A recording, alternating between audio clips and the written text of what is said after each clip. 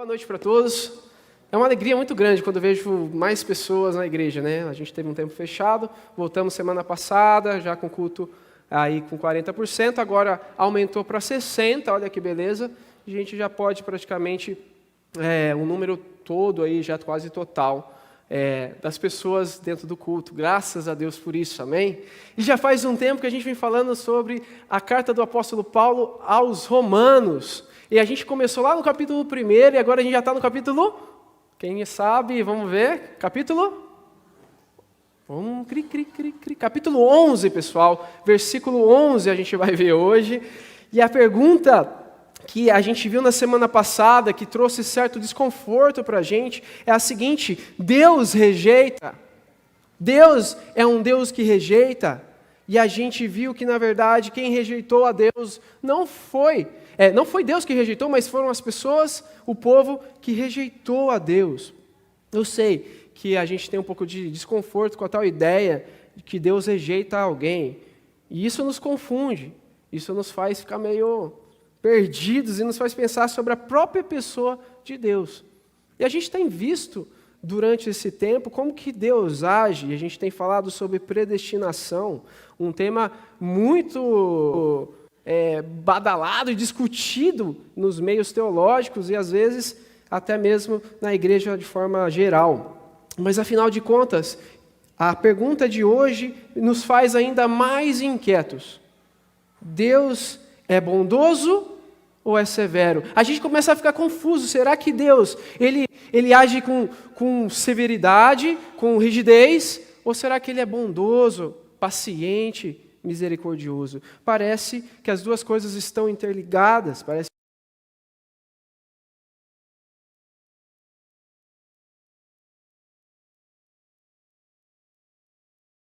Mas também, ao mesmo tempo, aprender melhor e mais a respeito de nós mesmos.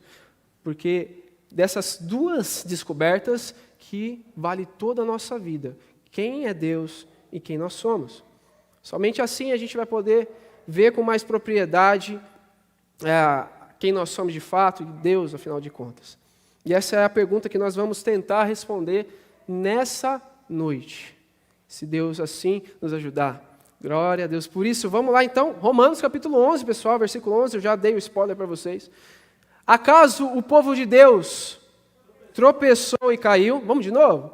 Acaso o povo de Deus tropeçou e caiu sem possibilidade de se levantar?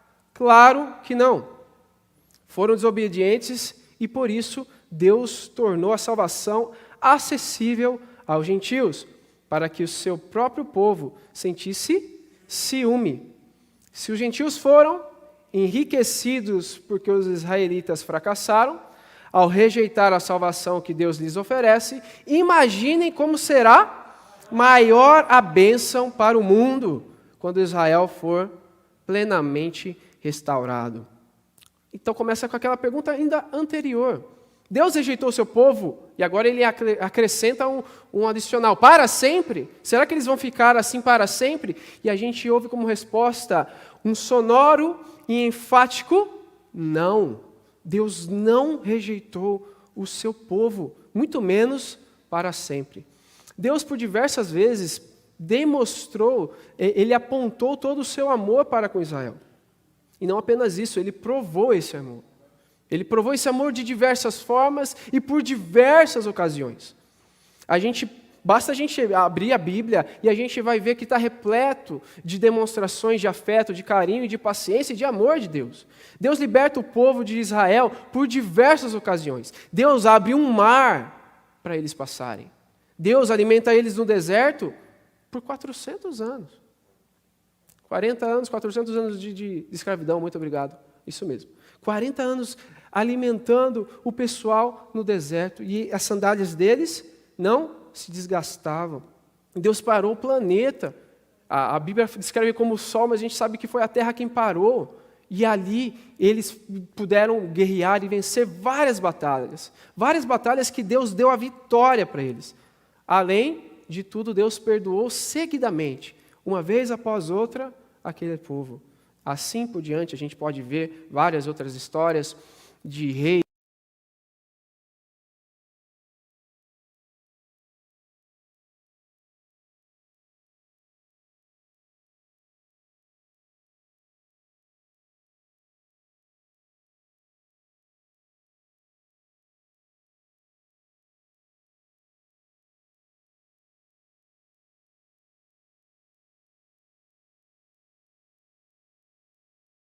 oposição, encontrou inimigos, pessoas que tentaram por diversas vezes matá-lo. Eu citei os egípcios, amoritas, filisteus, sírios, babilônicos, persas, romanos, que a gente está lendo agora, palestinos, alemães, o mundo todo contra Israel. Desde os anos 70, quando o general Tito invadiu Jerusalém, os judeus é um povo sem pátria. Por 1800 anos eles passaram peregrinando, tentando manter as suas tradições, as suas raízes em países estranhos, até que então eles foram restaurados lá em Israel.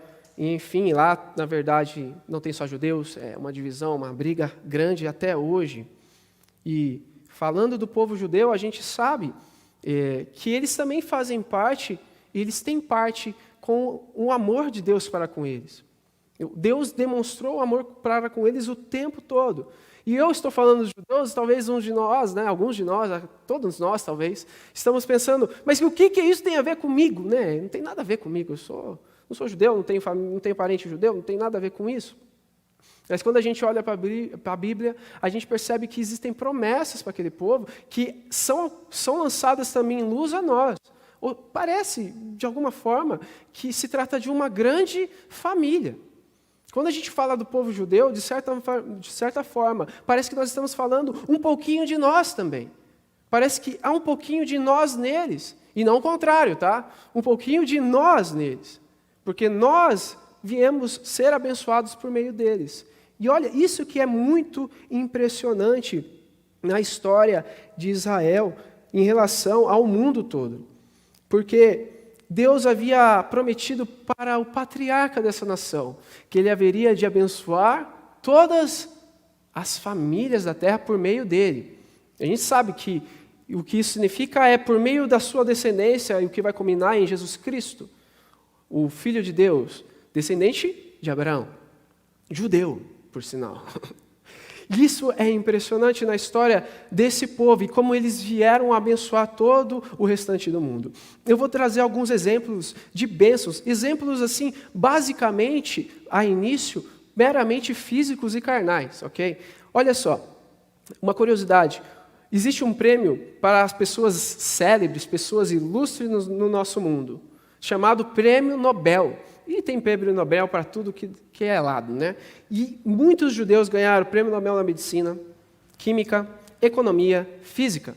E agora, para a gente se espantar, quase 50% dos prêmios Nobel destinados à paz, aquele prêmio Nobel da paz, quase 50% foi destinado a judeus, tanto homens quanto mulheres.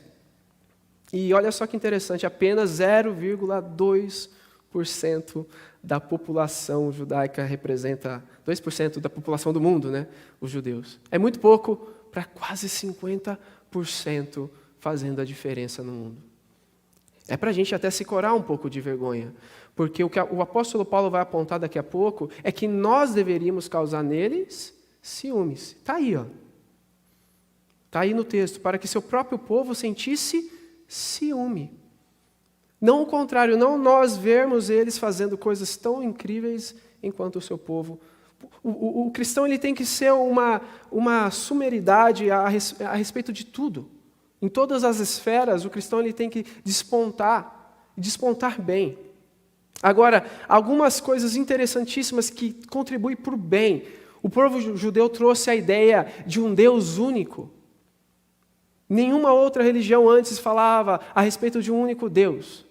De um Deus que é soberano sobre tudo, um Deus que merece adoração exclusivamente, que não divide a glória com ninguém. Todos os outros povos, eles cultuavam vários deuses, e assim eram politeístas, né? E por essa ideia, eles trouxeram a ideia de que nenhum rei deveria ser adorado como um Deus. A gente lembra do faraó, que queria ser cultuado como um Deus, mas não só faraó. Os próprios Césares, né, de Roma também queriam ser chamados senhores, trazendo a ideia de que também poderiam ser cultuados como Deus. E até hoje a gente vê países e mais países cultuando homens governantes, a gente vê a Coreia do Norte, e a gente vê países que são ditadores, mas se a gente parar para analisar, mesmo o Brasil pode estar correndo nesse perigo muito grande, por suas ideologias de esquerda ou direita e elevando tanto aqueles homens, colocando eles como célebres, homens de destaque, de tal forma de que às vezes pode se tornar uma idolatria. E se você se sentiu ofendido eu dizendo sobre esquerda e direita aqui, talvez seja um sinal de que realmente ele já está num patamar muito elevado dentro do seu coração. A verdade é que os judeus trouxeram essa ideia, somente Deus deve ser adorado, somente Deus deve ser venerado, somente Deus deve ser elogiado ao extremo. O povo judeu, ele preserva também o Estado de Direito, ele traz a ideia de certo e errado. A gente sabe que o povo judeu é o povo da lei. É o povo reconhecido por todas as suas vizinhanças como o povo da lei, o povo que carrega consigo os 10 mandamentos. E a gente sabe, bem dentro de nós, que essa lei parece que já está um pouco impregnada dentro dos nossos corações. De tal forma que nós não podemos nos desvencilhar dela. E eles trazem isso ainda mais à tona quando eles demonstram lá os 10 mandamentos dados pelo próprio Deus. Eles também tinham a questão de retribuição, de castigo, justiça, e eles trouxeram essa ideia cada vez mais forte. As nossas leis foram estabelecidas com base muito na premissa de que existem leis que são fixas e imutáveis. E essas leis vêm do Decálogo, vêm dos 10 mandamentos, vêm do povo judeu. E mais, tem um mundo não panteísta, um mundo que não é tudo Deus, né? Planta Deus, animal Deus, né? A gente viu isso lá também, a gente sabe que o povo lá dos egípcios, eles também cultuavam os animais, o sol e as coisas. E a gente crê que Deus está acima dessas coisas. Por isso nós podemos hoje fazer pesquisas, podemos usufruir de tudo que está no mundo. Isso também é mais uma dádiva que o povo judeu também deu ao mundo. A ideia de sermos imagem e semelhança do próprio Deus é outra categoria que o povo judeu salientou com muita força. Porque eles receberam logo no início que nós fomos criados à imagem e semelhança de Deus.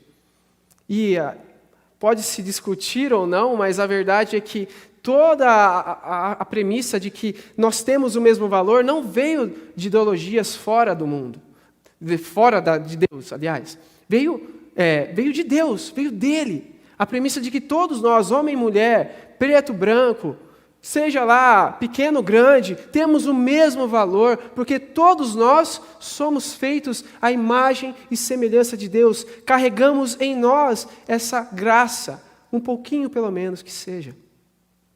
E aqui o mais, que eu acho que é uma das maiores contribuições, é a ideia do casamento e da família. Não foi o governo ou qualquer outra instituição que criou o casamento, por isso ele não pode legitimar o casamento de verdade. Somente o povo de Deus, Deus pode legitimar o casamento, porque Ele é o criador do casamento e da família. Por isso, a ideia de um casal, apenas um, não mais aquele povo totalmente casando com várias pessoas, mas somente um homem e uma mulher, um matrimônio, fazendo uma família e constituindo filhos e gerando novas gerações. São algumas das grandes contribuições do povo judeu na civilização como nós conhecemos.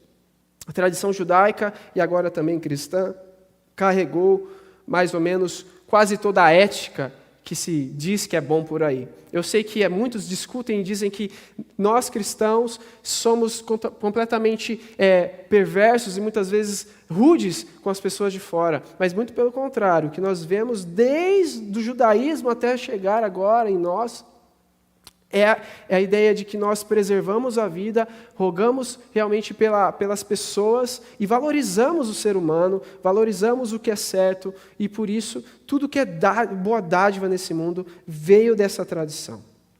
E vale lembrar que os primeiros cristãos eram judeus. Paulo, o autor dessa carta que estamos estudando, era judeu. Ele mesmo disse, eu sou da tribo de Benjamim, eu era fariseu e tudo mais. E o próprio Jesus é um Messias judaico, é um Messias judeu. Jesus, na verdade, é o cumprimento completo e total do judaísmo.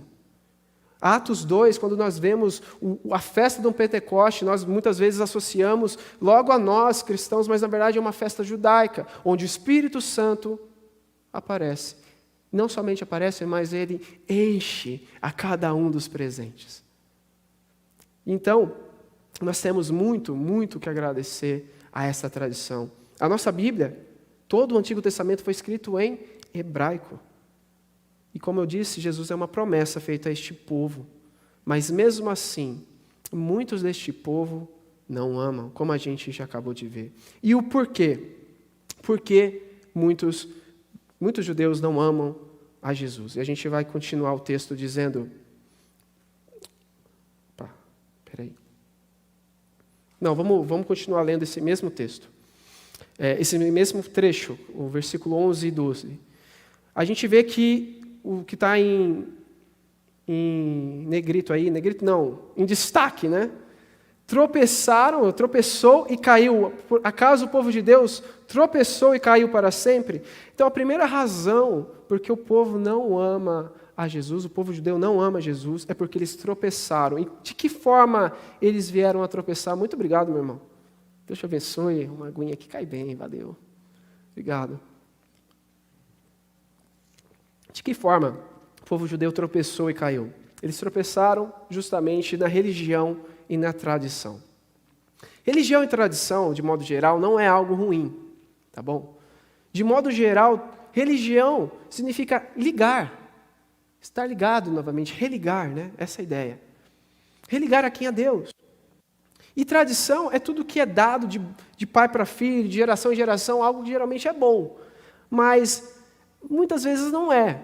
Muito do que acreditamos pode estar ligado justamente à religião e tradição.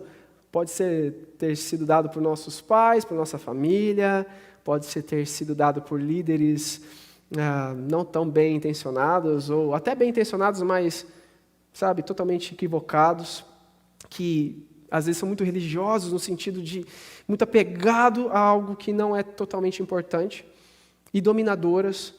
Pode ser que alguns são legalistas. A gente recebeu tradição legalista de que isso pode, isso não pode, manuseie isso, não manuseie isso, veja isso, não veja aquilo. Nós podemos ter sido orientados a viver por conta do nosso desempenho. Faça por onde você receberá, faça bem, Deus vai te recompensar. E muitas vezes nós recebemos coisas e mais coisas e passamos adiante, acionando ideias e palavras ditas que Deus não jamais falou. Coisas que Deus jamais sequer predisse ou orientou a nós. Buscando muitas vezes controlar a mente através do medo ou o que quer que seja. E a gente vê isso, que o próprio Jesus ele sofreu esse tipo de influência na sua sociedade. Vale lembrar como Jesus ele viveu aquele período dele. Havia muitos líderes, pessoas estudiosas, que eram apegadas demais à tradição. Demais mesmo. Apegados demais a criações de novas coisas que eles consideravam santas, adicionando coisas que Deus jamais ordenou. E quando alguém vem e vive exatamente o que a lei manda, o que o judaísmo dizia, eles ficaram horrorizados. Essa é a triste história do povo judeu. Porque o que aconteceu? Jesus veio e ele viveu plenamente tudo o que eles deveriam estar vivendo. E quando eles viram isso, eles ficaram ofendidos demais. E como resultado, quando encontraram de fato o próprio Deus encarnado, eles ficaram horrorizados com ele. Ficaram já muito escandalizados com Jesus. Precisamos, a bem da verdade, que nós precisamos não apenas nos arrepender dos nossos pecados, mas nós também devemos nos arrepender da nossa tradição e da nossa religiosidade. Também temos que nos arrepender de como nós vivemos, muitas vezes, uma vida mascarada, uma vida pautada em religião e tradição, que jamais e nunca poderá gerar vida de verdade. Por esse motivo, eles não puderam crer em Jesus, tropeçando e caindo. E quem mais foi beneficiado com isso foi o povo gentil, nós. Creio que aqui não há ninguém, não sei se em casa há alguém, de tradição judaica, de família de judeus, sabe, de gerações de judeus. Nós somos os gentios. Nós éramos aqueles que estavam vivendo aquém de Deus, sem olhar e sem procurá-lo. E nós fomos beneficiados com isso.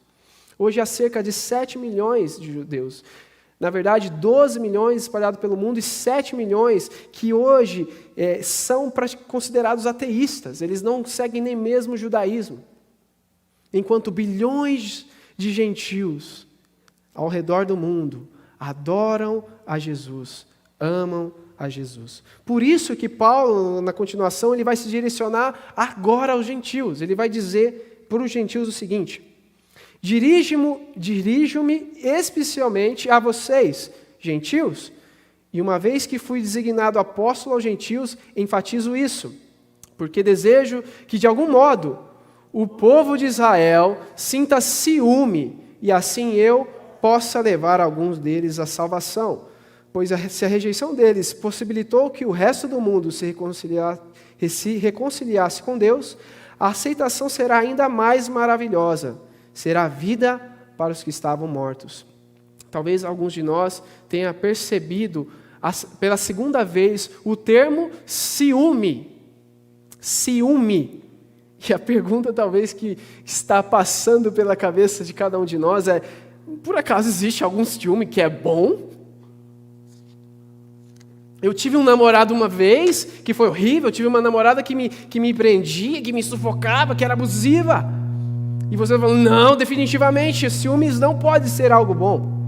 E a resposta para essa pergunta, na verdade, é depende. Alguns ciúmes são realmente doentios, possessivos, são violentos, mas não é desse tipo que Paulo está se referindo aqui. O que Paulo está se referindo é um tipo de ciúme que é mais ou menos assim: alguém está tomando o lugar em que eu deveria estar, e isso me incomoda. É esse tipo de ciúmes que Paulo está se referindo, a um ciúmes que de certa forma traz um pouco de competição, traz a ideia de que, poxa, isso aqui era meu, o que ele está fazendo? E a gente nem pode dizer que todo ciúme é ruim, porque a própria Bíblia diz que Deus é ciumento. Deuteronômio 4:24 diz que, pois o Senhor, o seu Deus, é Deus zeloso, é fogo consumidor. Salmo 79:5 diz assim: até quando o Senhor ficará irado? Será para sempre? Arderá o seu ciúme como um fogo? E Deuteronômio 32:16, eles o deixaram com ciúmes por causa dos deuses estrangeiros e o provocaram com seus ídolos abomináveis. Até o próprio Deus sabe que existe um lugar em que ele deveria estar e muitas vezes ele não está. É um tipo de ciúmes legitimado e bom, positivo. Então sim, é possível ter algum tipo de ciúmes correto, se a gente pode dizer assim. E o que aconteceu foi o seguinte: os gentios receberam de bom grado o evangelho de Jesus. A gente sabe que logo lá no começo, os discípulos, os apóstolos de Jesus, eles ficaram enclausurados em Jerusalém. Mas Jesus havia dito: ide por todo mundo, pregar o evangelho a toda criatura. E a gente sabe, tanto em Samaria, quanto na Judéia, e assim até os confins da terra. Só que eles ficaram lá até que então houve uma perseguição aos judeus de uma forma muito mais forte, ao ponto de matarem um homem chamado Estevão. E quando Estevão é morto, então eles meio que forçadamente se espalham por toda a vizinhança, por toda a região, caindo na Samaria, onde o Espírito também se manifesta nos samaritanos, e de repente até mesmo entre os gentios, quando Pedro vai visitar uma pessoa, um homem, uma família lá, daquele homem chamado Cornélio, e o próprio Espírito também invade lá o coração, a vida daquela família de uma forma muito poderosa. Então sim, os gentios acabaram abraçando o evangelho, eles aprenderam a amar o Messias que era judeu. Existe um homem judeu, uau, eu sigo aquele homem. Disseram que ele foi crucificado, mas ele vive para sempre, aleluia. E todas as pessoas começaram a seguir, ou grande parte das pessoas. E muitos até se envolviam mais com a tradição judaica, ao ponto de fazer a circuncisão, guardarem o sábado e etc. E etc. E a gente percebe que hoje em dia também é assim. Muitos de nós queremos conhecer Abraão pessoalmente, conversar com ele. trocar um papo com Abraão, com Moisés, perguntar para Elias como que foi ser arrebatado, perguntar para tantos outros lá da Bíblia, incríveis homens de Deus que eram judeus, a respeito de como que eles fizeram tudo aquilo, como que foi a sua história. E a gente se empolga muito com a história, com a tradição dos judeus. E existem pessoas que vão além, que vestem quipá na cabeça, que tocam shofar no meio do culto. E assim vai, pessoas que trazem a cultura judaica, mas que realmente não são judeus, que não têm, de fato, nenhuma tradição judaica, e começaram a abraçar o Messias judeu, começaram a abraçar Jesus com todo o coração, e a ideia é justamente essa, que uma vez que eles abraçaram Jesus com toda a sua alma, as pessoas, os judeus que estavam vendo aquilo, começassem a sentir ciúmes. Peraí, era para eu estar ali? O que ele está fazendo no meu lugar? É mais ou menos, para todos que são casados, não gostaria de que, sei lá, sua esposa pegasse carona com um cara desconhecido? Peraí, você tem que ir embora comigo, ficar na minha casa? Ou, outro exemplo um pouquinho mais divertido, é de uma criança, de um pai, de um super pai. Deus é um super pai. Tudo que ele fez por Israel aponta para a forma como que ele ama loucamente aquela nação. De todas as nações do mundo, Deus escolheu aquela. E não há nenhuma nação mais privilegiada do que aquela. Eu vim de ascendência, tenho alguns descendentes italianos. O máximo que a Itália pode dar é uma boa pizza. E olhe lá. Agora o povo judeu, ele nos trouxe a ideia, a revelação de que Deus é soberano, Deus é incrível. E através dessa nação que veio Jesus Cristo, que abençoa a todos nós. E é por causa disso, desse grande super pai, que amou demais essa nação, e dava presentes, e abençoava, e mimava aquela família, aquele povo, aquele filho. Mas aquele filho começou a... Ele sempre me dá isso, hein? E olha que foi verdade isso. Reclamaram do maná, reclamaram de tudo. Um povo resmungão, um povo chato. Então, imagina que esse pai fala, bom, eu vou então despejar o meu amor para mais outros filhos. E ele vai até uma casa de adoção e adota um monte de criança. E aí essas crianças se empolgam com o pai. Ficam loucos pelo pai. Começa a cantar para o pai. Nossa, o pai é lindo demais, o pai é incrível, é impressionante o seu amor, etc. E eles começam a abraçar o pai, a gritar, o pai é lindo. E eles todos se reúnem e fazem rodas para falar a respeito do pai.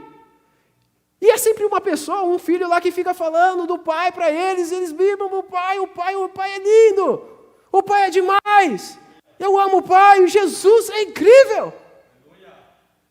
E aí o que Paulo espera é que o povo judeu vendo isso, fala, peraí, o pai é meu também.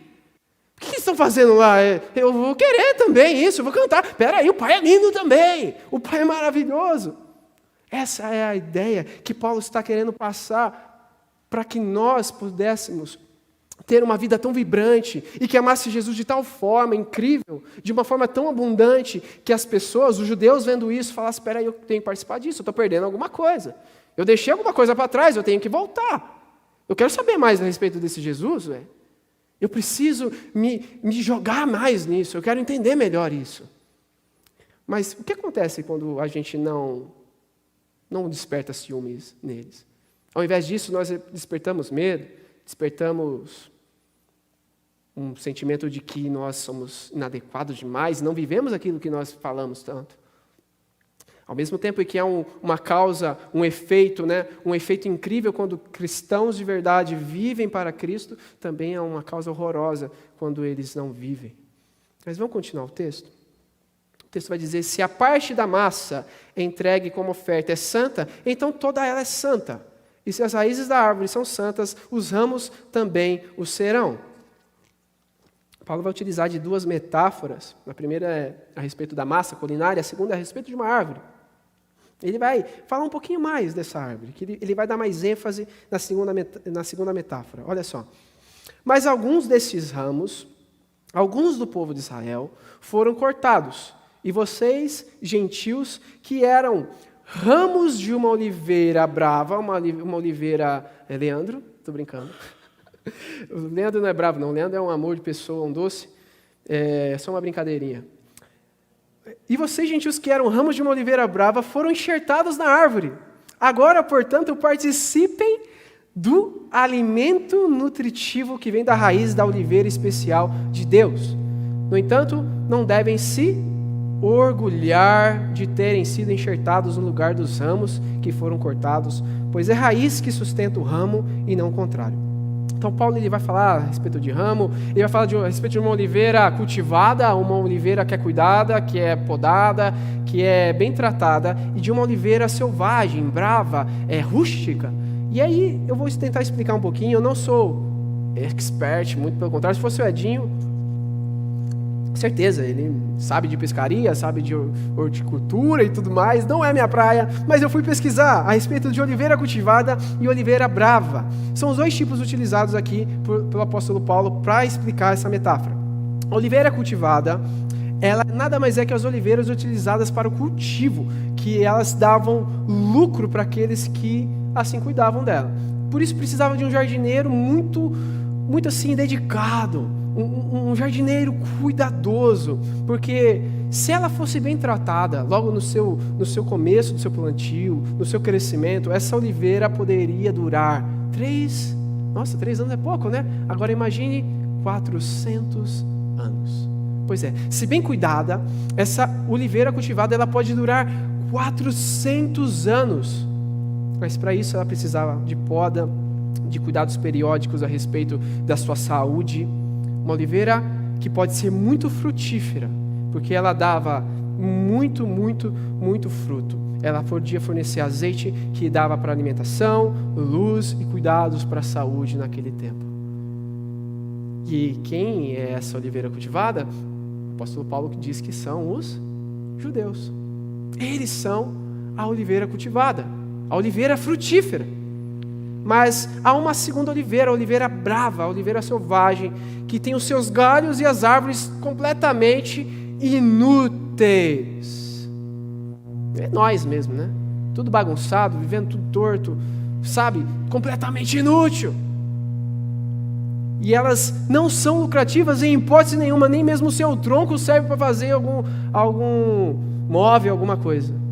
Elas são rígidas, são rústicas, suas folhas são ásperas, o que dificulta muito o uso dela para qualquer outro tipo de coisa. Elas não podem dar frutos. Elas, portanto, são infrutíferas, ao menos que elas se alimentem de uma outra árvore. Nós somos as oliveiras bravas, inúteis e infrutíferos. Vivíamos como loucos aí fora, sem Cristo. E por isso nós não podemos nos orgulhar de hoje estarmos enxertados na oliveira cultivada. Por isso Paulo fala para os gentios não se orgulharem de modo algum.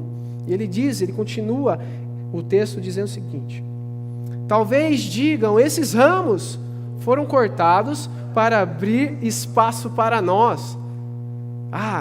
Esses judeus realmente são tudo cabeça dura. Por isso que nós hoje estamos aqui vivendo a plenitude de Deus. Mas olha o que o apóstolo Paulo vai responder. Isso é verdade. Mas lembre-se de que esses ramos foram cortados porque não creram, e que vocês estão ali porque creem. Portanto, não se orgulhem, mas temam. O que poderia acontecer? Não se orgulhe, mas creia. E aqui eu gostaria de trazer 2 ideias. Creia primeiramente com gratidão. Gratidão porque nós éramos essas oliveiras bravas, selvagens, que não davam fruto de jeito nenhum. E hoje nós somos alimentados por uma seiva, por uma árvore que é bendita para sempre, Jesus Cristo. E é só por isso que hoje nós podemos dar algum tipo de fruto. É só por isso que hoje nós somos parte dessa oliveira, porque nós éramos de outra árvore, nós éramos frutos mortos, nós éramos oliveiras mortas. Por isso nós temos que crer com gratidão. Gratidão é um tema hoje tão difícil, as pessoas hoje estão cada vez mais ingratas. E o povo judeu foi ingrato em boa parte da sua história. E isso os levou a não crer, porque o crer está ligado realmente a uma vida que é depositada completamente naquilo que se acredita. Por isso eles já não tinham mais por que agradecer. Não tinha mais o que agradecer, já não estavam mais ligados. Já não estavam mais crentes em Deus. Mas também o apóstolo Paulo nos adverte sobre crer, mas também temer. E o que significa isso? O que significa temer? A gente às vezes sempre associa medo, e tem um pouco a ver com medo também, tá bom? Se você teme alguma coisa de verdade, você fica um pouquinho ressabiado, pelo menos. Por exemplo, eu vou andar numa trilha de trem, sem enxergar nada, porque eu creio que não vai ter um trem que vai passar em cima de mim? Impossível. Se você acreditar, você vai temer que vai passar em cima de você, então você não vai andar de uma forma tão inconsequente na linha do trem. Da mesma forma, o apóstolo Paulo está falando, vivam de acordo com aquilo que vocês acreditam e temam a Deus. Porque e ele vai dizer mais para frente, ele cortou os próprios ramos cultivados, e o que ele não fará com aqueles que foram enxertados. Vamos continuar, ele vai dizer isso agora. Pois se Deus não poupou os ramos naturais, também não poupará vocês. Observem como Deus é, ao mesmo tempo, bondoso e severo. É severo com os que lhe desobedecem, mas é bondoso com vocês, desde que continuem a confiar em sua bondade. Mas se deixarem de confiar, também serão cortados. E aqui, antes da gente percorrer, continuar contando aqui o que está acontecendo nesse trecho, aqui não se trata de perder a salvação, tá, pessoal? Às vezes a gente tem a ideia de que Paulo está dizendo, tá vendo? Então perder a salvação é possível. É possível cair da graça, aquela coisa toda. Não, o que Paulo está querendo dizer aqui é simplesmente uma constatação de um fato. Se você deixar de crer, não tem onde você estar, senão ser cortado. Você não faz parte mais da família de Deus. Se você não tem uma vida realmente de estar crendo em Cristo, não tem como você fazer parte disso. O que a gente chama às vezes de contradição, a Bíblia chama de paradoxo, né? E nós gostamos de dizer dessa forma a respeito de temas tão complicados das Escrituras. Nós não sabemos com exatidão como a salvação acontece. A gente não sabe. Mas a gente sabe de uma coisa, ela é feita e ela acontece por meio da fé. É simples. Se a gente acredita, a gente é salvo. Se a gente não acredita, a gente está cortado, a gente é cortado, a gente não faz parte mais da oliveira. Então Paulo está segurando essa constatação. Se deixarmos de crer, não temos salvação. Então, afinal de contas, a pergunta voltou, e agora de uma outra forma. Deus é bondoso ou é severo? E a resposta que Paulo nos dá é as duas coisas. Deus ele é bondoso e Deus é severo. Paulo afirma que Deus é severo com aqueles que desobedecem. E a desobediência, gente, ela é um resultado, ela é uma constatação, é uma vida de um coração incrédulo. A desobediência, ela é fruto, ela é um resultado de um coração que já não é mais obediente a Deus. Uma vez que Israel começou a viver para si, fazendo deuses para si, vivendo de acordo com seus próprios interesses, não mais buscando o Senhor, o Eterno, eles começaram a nutrir dentro do seu coração uma incredulidade tamanha ao ponto de viverem a par de Deus, distantes de Deus. Por isso, Deus é severo com eles. Deus, por diversas vezes, demonstrou sua paciência. Nós lemos um pouquinho anteriormente, no final do capítulo 10, ele está de braços estendidos para com Israel. Mas Israel é um povo rebelde e desobediente. Por conta disso, o coração deles foi endurecido e se transformou em incrédulos. E Deus acaba sendo severos com eles, porque Deus quer o bem deles. Isso é interessante. Às vezes a gente pensa que severidade é simplesmente dureza para destruição. E nem sempre é assim. Quando um pai quer educar o seu filho, ele precisa ser duro com ele. Ele precisa ser rígido. Ele precisa requerer mais para que o seu filho cresça, amadureça, se desenvolva e viva uma vida plena, que só é possível se o pai for severo.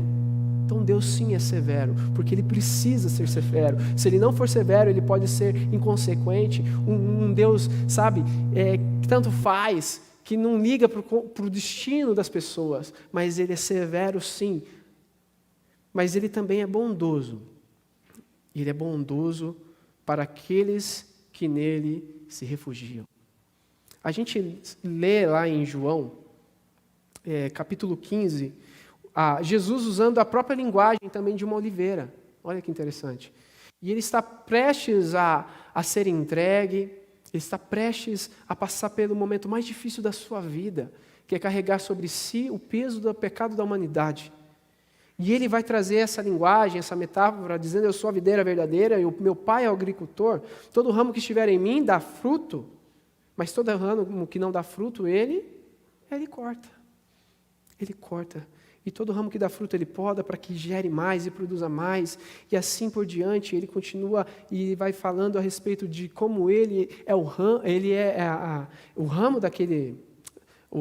daquela árvore, como ele sustenta aquela árvore. E sem ele, nada nós podemos fazer.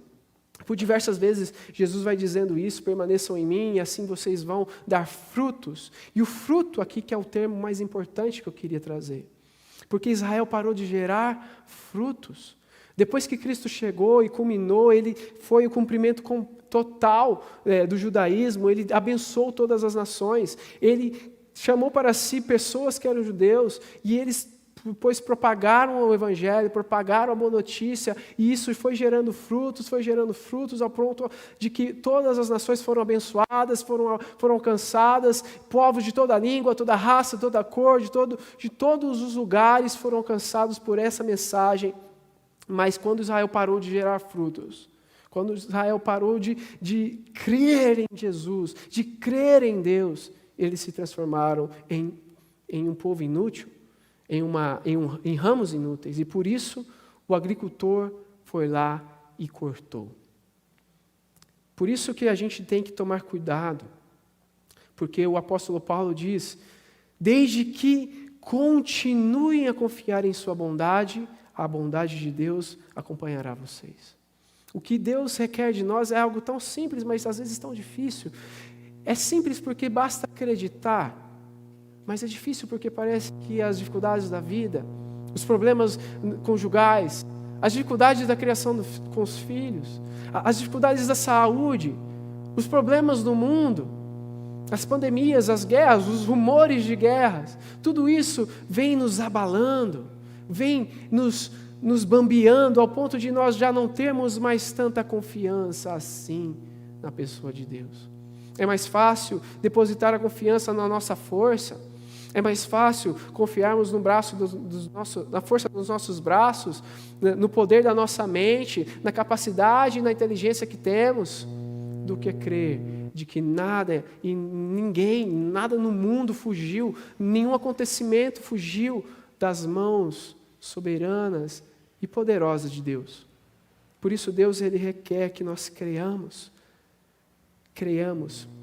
pois se nós deixarmos de crer, também seremos cortados, pois deixaremos de dar frutos. Tornaremos, mais uma vez, inúteis. Nós só somos úteis, ligados na oliveira verdadeira, Jesus Cristo. Não há outro caminho, não há outra forma, não há outro atalho. Somente Jesus é o caminho, é a verdade, é a vida. Você quer ter uma vida abundante, uma vida frutífera, uma vida vibrante, você tem que estar ligado em Cristo. Somente no Messias judeu, Jesus Cristo. O Messias que cumpriu tudo. Para finalizar, Paulo ele vai citar o seguinte: e se o povo de Israel abandonar sua incredulidade, será enxertado novamente, pois Deus tem poder para enxertá-lo de volta na árvore. Vocês eram, por natureza, o ramo cortado de uma oliveira brava. Portanto, se Deus se mostrou disposto a fazer algo contrário à natureza ao enxertá-los em sua árvore cultivada, estará ainda mais disposto a enxertar os ramos naturais de volta na árvore da qual eles fazem parte. A verdade é que nós temos que torcer muito para que Israel, o povo de Deus, o Israel de Deus, a inteireza do povo de Israel venha a ser salvo. Nós temos que trabalhar para isso. Nós temos que provocá-los. Nós temos que provocá-los aos ciúmes. Porque à medida que eles vêm avançando e se convertendo dos seus caminhos e voltando-se para o Deus que os chamou, muito mais beneficiado é o mundo, muito mais alcançado e agraciado é o planeta Terra, e mais próximo à volta gloriosa e poderosa de Jesus Cristo. Deus se demonstra ainda disposto em restaurar o seu povo judeu. Assim como Ele se demonstrou disposto para todo o restante da humanidade, para aqueles que eram totalmente avessos a Deus, completamente contrários a Deus, Ele se demonstrou benevolente, amoroso, paciente, misericordioso. Ele ainda o é para todos nós e também para o seu povo. A pergunta que devemos fazer não é se Deus é bondoso ou severo, porque nós já vimos que Ele é as duas coisas. Mas a pergunta que devemos fazer é a seguinte: queremos provar da ira, da rigidez, da severidade de Deus, ou nós queremos provar do abundante amor, do constante perdão, da presença maravilhosa a todo instante sobre nós, que é oferecida de graça agora para todos nós? Qual que vai ser a nossa resposta? Eu quero provar da dureza de Deus, da rigidez dEle, porque Ele tem que me ouvir, Ele tem que me atender. Ou nós vamos realmente nos curvar, temendo, com gratidão a Ele, ao que Ele tem nos oferecido, ao que Ele tem nos dado, pois nós não merecíamos. Nós éramos muito piores do que o povo judeu. Nós éramos bárbaros no modo de viver. Nós éramos malucos no jeito que a gente vivia. Mas Deus, Ele nos oferece hoje, e de graça, o seu perdão. Ele quer te ligar hoje à sua videira. Ele quer que você seja frutífero. Você tem tido uma vida mais ou menos, você pode ter uma vida muito melhor. Porque só nele nós temos uma vida de verdade. Eu gostaria de orar por você, se ainda você não é uma oliveira brava enxertada em Jesus. Eu quero te convidar a fazer isso. E é muito simples, você viu, basta você crer. Talvez vai ter que tirar algumas coisinhas lá, né? A confiança própria, sabe, aquelas coisas, confiança em outras coisas, no seu dinheiro, em tantas outras coisas que não são segurança de nada. Jesus é a única segurança para você. Você precisa acreditar nele, abandonar sua incredulidade e abraçar Jesus Cristo, o nosso Messias, aquele que amou o mundo inteiro e amou você. Feche seus olhos. Pense na sua vida. Se você já foi enxertado, parece estar cortado agora, é hora de ser enxertado de novo. Você receber da vida que emana de Jesus. É tempo da gente refletir com todo o nosso coração na nossa própria vida. Nós temos dado frutos?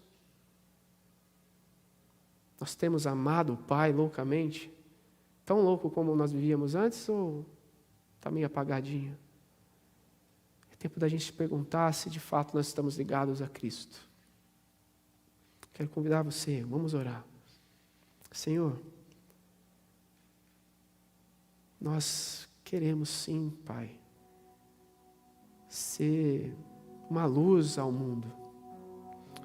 Assim como o Senhor disse aos seus discípulos que seriam luz para todas as pessoas que os rodeavam, nós queremos ser luz também. Queremos despertar, Deus, ciúme nas pessoas. Não somente no povo judeu, mas também a todos aqueles que estão distantes do Senhor, que estão em oposição ao Senhor, Pai. Vem Jesus e nos dá a vida que o Senhor tem, que emana do seu coração, que nós possamos, Deus, gerar frutos para a honra e glória do Teu nome. Sem Ti nós nada podemos fazer, como o Senhor mesmo já disse. Nós queremos estar ligados a Ti e nós pedimos para que o Senhor continue podando as coisas que não devem estar no nosso coração, Pai. Poda, Deus, poda a autossegurança, Pai. Poda a religiosidade, a tradição. Poda, Jesus. Corta de nós tudo que não é benéfico para nosso coração, tudo que é maligno, Deus, para destruir as nossas vidas. Corta, Jesus. Que nós possamos estar enxertados em Ti. Que possamos, Deus, assim, cada vez mais amar o Senhor. E o alvo é amar o Senhor com toda a força, com todo entendimento, com todo o nosso coração, com toda a nossa alma. Esse é o foco da nossa vida. E quando assim alcançarmos esse ideal, Pai, estar perto de Ti, junto ao Senhor, aí todas as coisas serão incríveis, serão completas. Nós amamos o Senhor. Nós cantamos aqui canções ao Senhor. Nós dedicamos parte ou quase o dia todo desse dia ao Senhor. Nós dedicamos a nossa vida e pensamos que o que agrada o Senhor ou não. E queremos ser bênção, Pai. Bênção a todo o resto da humanidade. Usa-nos, Pai. Usa-nos como essa luz que eu mencionei antes. Possamos ser, Deus, ligados a Ti. E que a vida que emana do Senhor flua sobre nós. Que possamos ser parte daquilo que o Senhor está fazendo nesse mundo. Abençoe cada irmão, cada irmã, Pai, nesse instante. Abençoa eles, Jesus, com a Tua paz. Os conduza em segurança até os seus lares. Faça com que eles tenham uma semana, Deus, frutífera, gloriosa, bendita, abençoada pelo próprio Jesus, aprovada pelo próprio Jesus. Que o Senhor os acompanhe, que o Seu Espírito os guarde contra todo o mal, contra toda a erva daninha, contra toda a praga que tenta destruir esses ramos preciosos enxertados em Jesus Cristo. Nós Te adoramos, Pai, e Te bendizemos. Obrigado por esse culto, por essa reunião, em nome de Jesus. Amém. Deus abençoe vocês. Fiquem com Ele.